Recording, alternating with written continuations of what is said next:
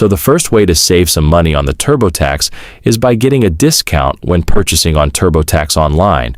You can do it by clicking my referral link in the comment section, then log into your TurboTax account. And then, when you try to buy TurboTax online federal products, you can get 20% discount. The second way is where you can actually spend no money when filing taxes on TurboTax. To do it, right after you signing into your TurboTax account, click on Tax Home button, then hit the Personal Info section, and click on Continue button or any other button that states to work on your taxes.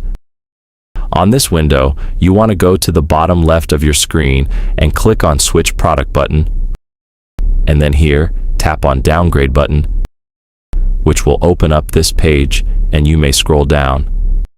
Then, tap on Downgrade to Free Edition button, and there you go. You just saved some money on TurboTax. But for those of you who do not get this downgrade button, unfortunately, all we can do are click right here on Clear and Start Over button, which will essentially remove all of your progress on the TurboTax, but this will give you the chance to do file taxes for free.